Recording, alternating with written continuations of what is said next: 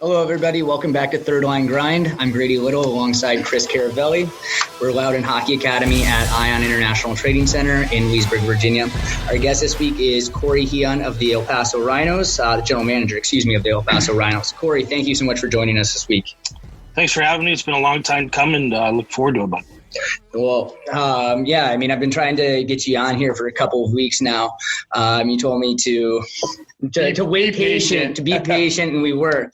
So let's dive right into it. You guys made some big news in the junior hockey world this week. You guys were formerly of the WSHL, Western States Hockey League, Tier 2 Junior A. What move did you make? And tell us a little bit about the decision process that went into it. The decision process, as pretty much the entire hockey world knows, is, the WSHL is dormant for this upcoming season. Prior to that, there was, I believe, 9 teams that made the decision to leave and go to the USPHL. And, that was kind of, it was a little bit surprising, I guess, for everybody in the WSHL. But, upon that, the league was still trying to, stay afloat, if you will. But, the plans were to play. And then, this COVID thing hit, and, it kind of took everybody by surprise, and, everybody's seasons are cut short, the same old story. But, during that, the Western States Hockey League, they made the decision that they were going to go dormant. So, we talked about doing some different things, obviously in the course of our existence, we've always wanted to strive to be in one of the topper leagues or whatnot, but, we just kind of continue to build that way. And then we decided, let's try to take that big step, and we joined the North America 3, and as well as the North American Hockey League in the 2021-22 season. So we'll have 2 teams here in the next 2 years, both under that North American Hockey League umbrella, and we're really excited about it. Well, that's really cool too. And success isn't you don't get successful overnight. And you guys have had a successful program from the get-go, but as you said, you were striving to get up into that upper echelon of junior hockey, which is obviously USHL and now North American Hockey League. So congratulations on that. But tell us a little bit about the division you're going to be in in the NAHL in the 21-22 season. From the looks of it, there's a large footprint in Texas, New Mexico, Louisiana area. What makes hockey, so popular in those hotbeds? And is it something that you foresee being successful in El Paso? Yeah, we're excited in that seat. We'll be in the South Division. Like you said, with the Dallas, Amarillo, Topeka, Shreveport, Corpus, New Mexico, Odessa. And back when I came down from Canada to El Paso, I played in the Western Professional Hockey League, and that was pretty much our division. Amarillo was in it, Shreveport, Corpus, New Mexico, Odessa. So that's kind of like the South Division of the Western Professional Hockey League, and we're really, really excited to be part of that. That's kind of what we're talking about.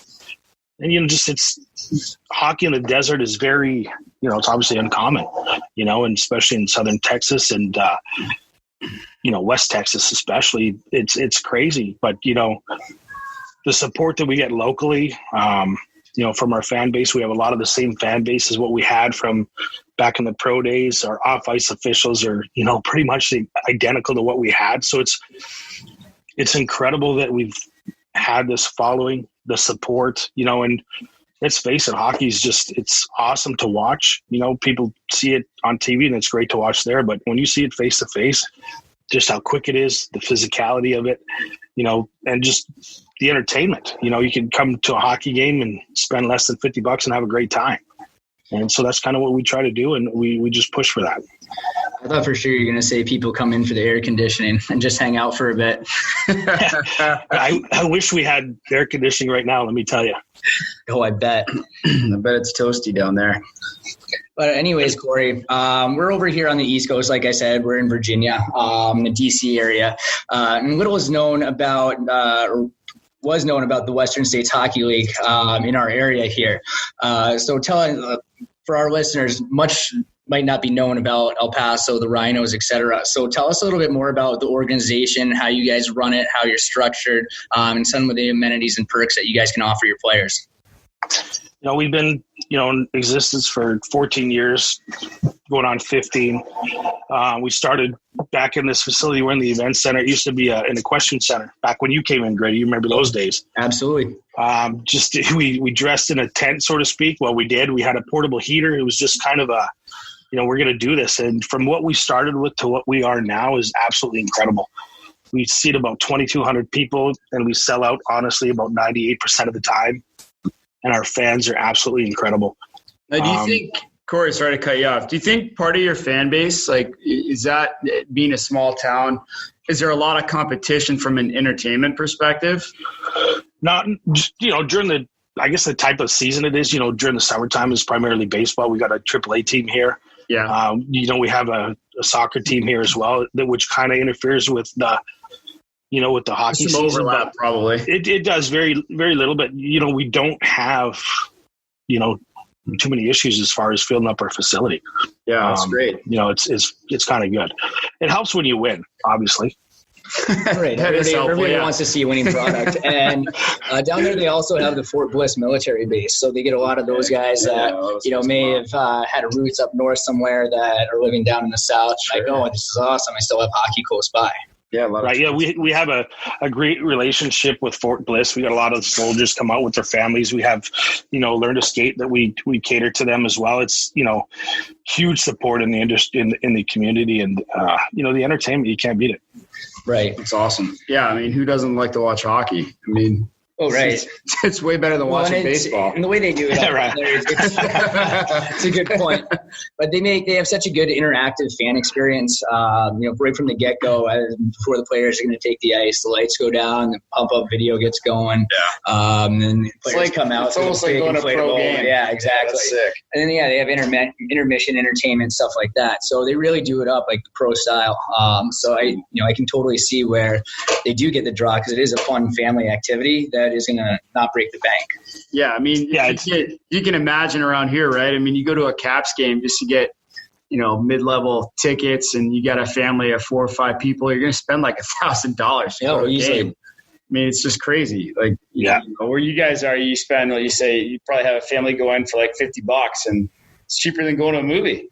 Yeah, absolutely. And it's great. Like, our location in El Paso is pretty much dead centered, so we kind of makes it easy for the East and West to come, central El Paso, easy in, easy out. And, it's 2.5 hours. You're in, you're out of here. You have a great time, just enjoy it. Plus you stay cool. Quick little anecdotal story though. The rink is about, what is it? Probably a quarter of a mile from the Mexican border. If that. Yeah. Oh my gosh. Yeah, exactly. And so the way you get to the rink, you come up to a series of stoplights. And if you get to that last turn and you don't turn left, you're going straight over the border. So there was a couple of occasions where we had teams coming in from out of town that would miss that turn. No. And end up in Mexico? End up in a totally different country, no passports, nothing like that, trying to make it back over the border. So we'd have to push game times back occasionally because of good luck those difficulties. But it's pretty funny. Has that changed at all? Is there not really any? There's like no border patrol there, or Grady's pulling the strings a little bit. There's. Yeah, of course, when you're going to Mexico, they have the bay sides. Yeah, they have a turnaround there too. And they're actually doing a bunch of construction now in the area here to fix, the border entrance, so to speak. So they're making it a lot more accessible for everybody. So it's a good thing. Awesome. Corey, let's dive back into to the structure of both your teams here. So you're going to start with your NA3 team beginning next season. The straight up NA team comes the following year, but you're going to maintain that NA3 organization as well. So is that going to kind of serve as almost like your AHL to the NHL feeder system as you guys continue to grow? And are you guys going to kind of run similar systems and truly make it a development process where you can play 1 year in the NA3 and then hopefully jump up if there's any vacancies the next season? That's ultimately the goal that we want. just like any organization that you have, you're striving to better the players that you have and help them progress into the next step, whether that's pro after the junior level or scholarships, NCAA, whatever the case might be. So we want to give players an opportunity where they can come in and grow for a year, possibly 2 years, and then make the next step. So yeah, we believe it's going to be a great thing. Very similar systems, obviously. That's kind of what we do from our youth all the way up. But it's going to be a great thing, and just gives kids an opportunity to learn, to get better, and take the next step a little bit more comfortably and a little bit more feasible, if you will. Absolutely. And it also seems like a great idea for these players to come in and start getting acclimated to just the new city that, they can potentially play the next 3 years in and still move up and progress in their development that way. Right. Absolutely. And then that's the goal, come in, let's be honest, you play in your first year junior is kind of an eye opener for a lot of kids when you come in, depending on where you played before. But, that's a big jump. And to give a young guy coming in a little comfort to where he's playing so he can kind of develop a little bit, get a little bit more mature, and then take that step, that's ideal. Yeah, absolutely. So speaking of players, how's recruiting going for you guys right now as far as trying to fill up that NA3 team? And what obstacles have you guys faced with the COVID-19 pandemic? It's actually going better than what we thought. And then since we made the announcement, obviously it's a little bit different even more. But, with the not having any camps or going to any camps, it's a little different. But we're making it. We've got a long list of or history, I guess, within El Paso and our organization structure. So that certainly helps. But, we're doing it every day. All of us are grinding a little bit and trying to get some guys in here and be competitive our first year. That's awesome. Have you guys been getting a lot of videos where you've been able to at least see players skate? Oh, yeah, absolutely. I think that's the norm this summer, right? It's so different for everybody, not just organizations, but players as well. Kids we talk to, it's like, there's no camps, how can you see me, so to speak? So it's those things where you do Zoom meetings and you get it in video and you just kind of, work with different scouts and whatnot and try to do the best you can. Right. Utilize the technology. Yeah. Let's dive into to kind of a dark subject here for a minute, if you don't mind. And I'm sure you can kind of see where I'm going with this. But in August of last year, El Paso was tragically victimized by a mass shooting at a Walmart, killing 23 people. On a non-hockey related note here, tell us what you remember about that day. I was, as you know, Grady, I'm a big Harley guy. Yep. We were in Sturgis for the big bike rally up there, and we were having breakfast at this place, and it was kind of a buffet, and I'm just standing there, and they have TV up there, so I'm looking at it, and there was breaking news, a flash, and I'm like looking at it said El Paso. I'm like, what the heck is going on? And obviously the guys that we're with were all from El Paso, and we look, and we just could not believe it. So immediately, as soon as that got on, and people's phones are ringing, obviously I called back to El Paso because my daughter was here. I talked, actually Coach Herman took care of my daughter when we were there, and it was just so surreal. How can this happen in our community that is so friendly and so, just to what we do? It's absolutely incredible that it happened. So surreal, It was definitely a sad day on so many levels. I've only spent, a fraction of my life in El Paso compared to what you have. And I remember I was here at the rink on the ice, and through the glass going into the restaurant, I could see one of the TVs, and I saw, kind of the same headline that you did, breaking news, and I could just see El Paso shooting in bold. So I had to make sure that I got off the ice right away, check that out. But, still having a lot of friends, and yourself included, your family, and many others down there, it was like, wow. It struck close to home to me as well. And I can only imagine for you guys what it was like. Yeah, it was, definitely a dark time, like you said. And it still is, we just, it's coming up on a year here. It's they recently opened the Walmart, and they have a memorial out front. I've only been in there one time, and it was about a month ago, not even a month ago. And it's just the feeling when you're around that area. It's just, it's pretty sad, but after it happened, like, the days after it happened, there was big memorials out there. The community went out there and laid flowers and signs and, prayed. It was absolutely incredible. The community, with the support, and there was blood drives going on almost immediately, people donating. It was absolutely incredible. How it's unfortunate though that tragedy brings people together. Right. But, El Paso's been, home to me for over 20 years. I absolutely love it here. I love the people, love everything about it. And, with tragedy always comes good. And El Paso's strong. Exactly right. I mean, that's some deep stuff there. And like I said, I can only imagine. Go ahead, Chris. Yeah. What are some of the, I know it's, anytime you come up on an anniversary or something like that, there's always a lot of emotion that runs, probably in the community and with people that are affected by it. Is there like a day-to-day, do you notice any difference, or is there anything that's changed in the area just from having that happen? And sort of like a sleepy little town, right? I mean, you wouldn't look at El Paso and go, oh, you're going to see something crazy. Like you'd see maybe south side of Chicago or Baltimore or something like that might be normal, where there's a lot of gang violence and things like that. But, when you have these incidents where things don't happen like that, what's sort of the aftermath on kind of a day-to-day basis, if you notice any?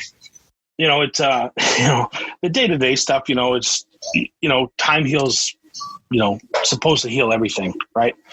Unfortunately, supposedly, right? People talk about it still all the time. Just the memories of it, and not so much the actual act of it, but just the memories of people, and just how El Paso came together after the fact. I know for myself, I take different steps to protect, myself and family, and of course our organization and people around it. There's obviously a lot more awareness, but again, you can only be aware of so much. If somebody's going to do something like that, they're going to do it regardless. Right. It's just an act of ill will, and it's sick.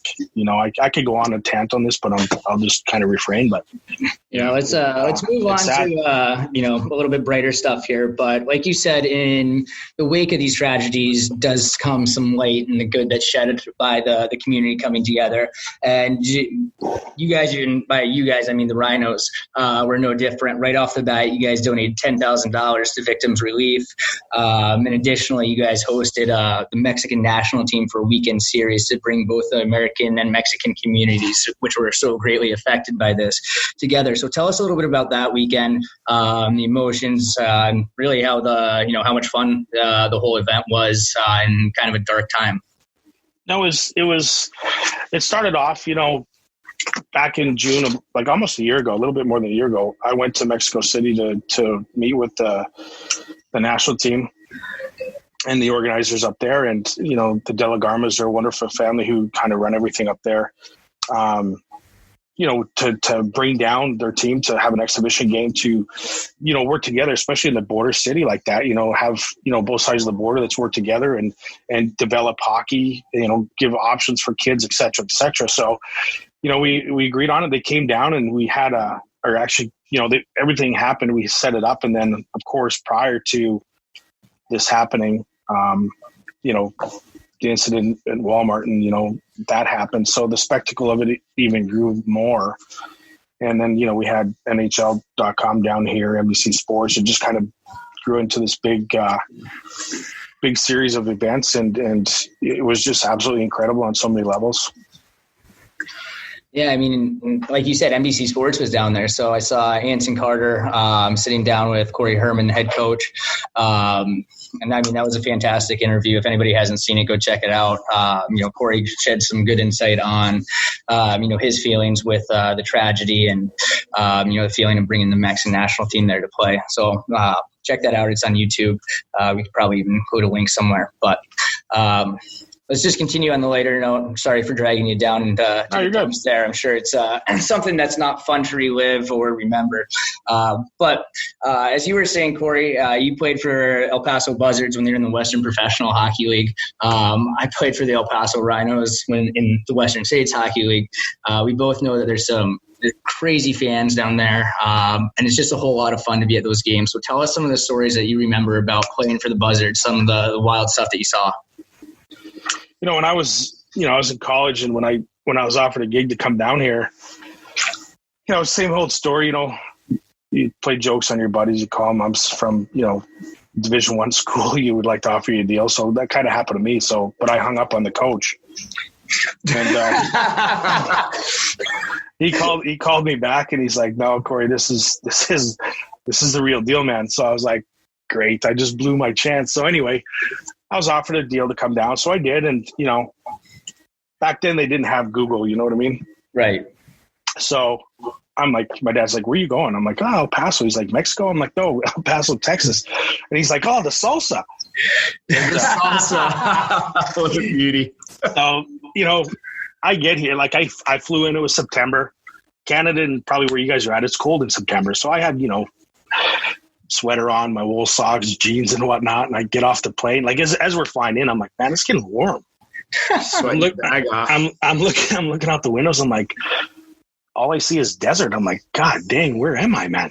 So I get off the plane and I'm like, I'm certainly overdressed. There's no doubt about it. I'm sweating. So our captain, he's waiting in the corridor for me. He's in his shorts. He's got a tank top on, these big Oakley glasses, and he's about 40 years old. At least that's what he said he was. I'm pretty sure he was older. So first thing he says to me, he's like, "Man, I could see you dressed for the occasion." And I was like, yeah, absolutely. So I didn't even know the guy. So takes me by the rink and drop my stuff off in the dressing room. And I come into the Coliseum and I'm like, this is it's huge. There's no doubt. It's about a 7,000 seat place. And, we got to walk upstairs. We got to walk upstairs to the dressing room and there's cockroaches ripping around. And I was like, what are these things? I've never seen those before. So whatever. Squirrel. I drop my gear off and I'm like, man, I'm thinking, where am I? So I go to my apartment and, back home, in Canada, there's obviously nice places, but not with a pool right outside your door. And I'm like, man, I could get used to this. This is a nice deal. So that night we had a team party, like barbecue at the other apartment complex for the guys. So we go over there and I'm with another guy, Corey Moffat, and we're with the captain and, we don't know anybody, but there's half the teams there. And there's this guy standing over there and he's about $110 and he's got pretty long hair. And I'm like, I go to the captain, I'm like, who's that guy? He's like, oh, that's so-and-so. I'm not going to say his name. He's like, oh, that's so-and-so.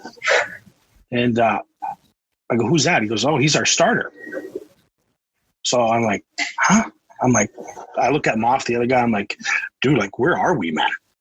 This is our starting goalie. So anyway, we go, training camp starts and this guy is, obviously played pros at a different level, right? All aspects of it. So we're in training camp and this goalie's not even moving. He's just kind of going through the motions. And if he feels like moving to stop a puck, he will. Coach is not saying anything. So I got a tendency of I can't shoot low. So everything's high and hard on me. And it's usually right around the top of the circle's hash marks. And so I start firing pucks and a couple of the vets grab me. He's like, knock it off. You don't shoot on Gordo like that. And I'm like, what? So needless to say, season starts. This guy is unbelievable. He won back-to-back championships with Michigan. And he won 2 consecutive championships with the Buzzards. The guy was unbelievable. So, never judge a book, so to speak. He's not a practice player. No, and the second one I got for you is a pretty funny story. We're playing preseason here, and we're going up the ice, and the whistle goes for no reason. So I was like, I look at, and again, Corey Moffat's on the ice with me. I look at him like, dude, what's the deal? He's like, look behind the bench. So I look behind the bench. There is a full-fledged brawl behind the bench. Guys are going at it. The plexiglass comes in on the bench. Security's there. And I'm like, where am I? So after the game, I go back to my apartment. I call my dad. I said, "Hey, Dad, I'm out of here, man. This place is unreal. Like, this is brutal. I'm going to ask for a trade tomorrow." And he's like, "Huh?" He's like, "You're going to ask for a trade?" I'm like, "Yeah." He goes, "How long you been there?" He's like, "I don't know, 2 weeks." He goes, "So let me get this straight. You've been there 2 weeks. You're a rookie. Do you really think you're that good where you can walk into the coach's office and say, 'Hey, trade me right now'?" And I'm like, wait a minute. That was over 20 years ago. I love El Paso. I love the people. It's absolutely incredible. I wouldn't have wanted it any other way, man. Right? How different your life could have been, huh? Man. Yeah, right. So, you probably wouldn't have had much of a career going back to coach 2 weeks later as a rookie. Going, I'd like a trade, please. Yeah. Tell him the guy that you live in. Right? That's maybe not a good move. Right. But no, El Paso's awesome. The fans are incredible. It's so welcoming and warm. And they're very, they're into it, man. They're the most loyal people. And, when you play for, in front of these people, Grady, you can attest to this. You're like a rock star here. Oh, yeah. And it's incredible. Yeah. Really, you have, the community support behind you. You are a rock star. They want to skate with you. They want to talk to you after the games. You're role models to those kids in that community. So it is a very unique opportunity, and I'm very glad that we had you on with us to talk about some of these opportunities for East Coast kids to make their way down there. But to dive into to some more stories here, you were my billet dad while I played in El Paso. So I know you have some pretty good stories on me. So have at it. Grady, you're a good kid. When we started year one, Coach Herman, he's like, you want to billet and help some of this, get this rolling? I'm like, man, I don't want to billet, man. So after going back and forth, I'm like, fine. I said, but I want 2 studs. I don't want a guy that's not going to play. I want to be, I want to live the life like the kid too, so to speak. So he sends it through me. Yeah. So he sends me Grady Little and Corey Gendris, 2 real good players. When they first come in, they were good the entire time. So I kind of laid over the rules, and some of the things were like, we just ask that you cook once a week. It doesn't matter if we have hot dogs or macaroni and cheese, but you're responsible to cook 1 meal a week, and it's your choice, whatever you want to do. And so everybody, Corey and Grady did a real good job with that. No problems. So one time I was fixing a pipe in the wall. My buddy Paul was over. And of course, Grady, the handyman that he is, was just sitting in the living room on the recliner right where we're working. Oh, I believe at one point I did go outside to just ask what you were doing. Not offer to help, just to see why you guys were making so much noise. I was trying to watch TV on the other side of the wall. Right. So he's sitting in the recliner, and it's freaking 100 degrees outside, and Paul and I are working. And I guess my wife always tells me I tighten everything too much, and I'm like Shrek, so to speak, when I tighten stuff. So we're dealing with this copper pipe. We put it together, and I guess I snugged a little too tight, and I guess I broke the line again. But I didn't know this at the time. So Paul and I are outside, and Grady's enjoying watching Scooby-Doo or something, and you could hear this noise from the inside, but you couldn't hear it from the outside. So I come inside. I'm walking around. I'm like, Grady. He's like, what? I said, do you not hear that noise? He's like, no. I'm like, you don't hear that noise. It's like right by your head, dude. As I'm stepping in about 2 inches of water. And he's just sitting there. He has no clue. Doesn't even bother to help. I was like, good Lord, this kid needs help. So that was one of the good ones that was at the house. There's more, but I won't get into that. But oh, yeah.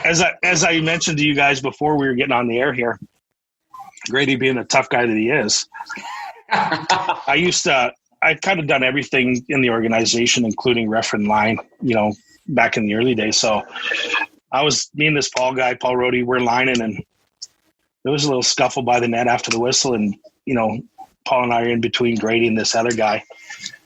And Grady's chirping and kind of taking pot shots at this kid as the refs are in there, as me and Paul are in there. And I said, you know what, man? I go, Paul, let him go. So I let Grady go too, and Paul let the other kid. And I didn't think I would ever seen a kid's eyes so big in my life. He's like, wait a minute. You actually did this to me? You had the other kid, and Paul had me. And so he had my arm stuck behind my back. And you said, let him go and let go of the other kid. And Paul was still holding my arms behind my back. You just get one time. Oh, yeah. So Grady got pumped. It was awesome. I tell you, I took one to each eye. And then luckily I ducked my head. And the kid, I think, hit my helmet and then fell back on the net. So I looked like a stud because the kid fell backwards. I didn't get a single punch in. I didn't even touch the kid. It was funny though. I'm like, that a boy, tough guy. So, but no, it was a good time. Grady, my mouth a little bit after that one. I think you think twice about it. Yeah, it was funny. But we had good times, back when he was with us, and we brought him back a few times to guest coach during our black and orange game. And Grady, you're always welcome here. And kind of like what we discussed earlier in the week. I don't know if you've told your partner there, but you're part of the organization now on our scouting staff and the DC area. So congrats on that. We're lucky to have you. Well, thank you very much. It's an honor to be back with you guys, and it's really cool to be with you as you're taking this next step. That's going to be a lot of fun, man. Yeah, we've got just having that connection. We've had a lot of things in our facility over the past couple months that really have come together in a way that I never imagined could, to be honest, at least as quickly as they have. So, we have a tier 1 organization in our building now. We're really, which is the Washington Little Caps. We're very much involved in discussions with them and how they run their program, and very collaborative in how we're tailoring our program to really help feed into theirs, so we can be sort of that stepping stone. And we have a ton of great players around here in this area.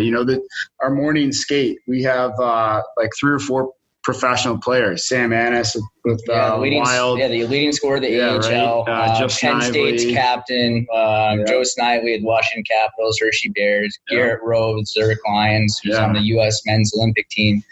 Yeah, there's a ton of talent that, 10 years ago, like, you'd never have a skate with those guys in this area. Just having kids that come up, and, we have a lot of U16, U18 players on the ice, and some junior guys that play in the NA.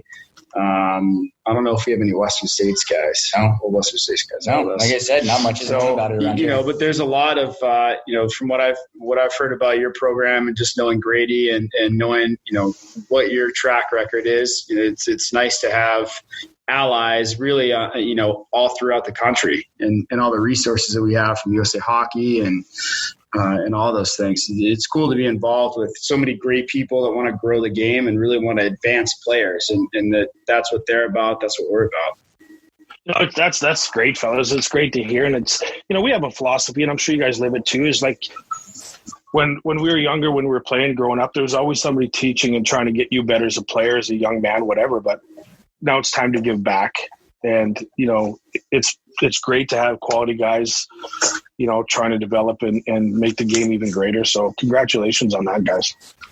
Well, thanks, man. Yeah, hockey stopped being about me a long time ago. Right? That's what I tell all my kids. I'm like, it's not about me anymore. It hasn't been for a long time. Right. And I'm living my dream through my daughter now. So there you go. Well, excellent. Well, Corey, that's all we got for you today. We can't thank you enough for joining us. We really appreciate it.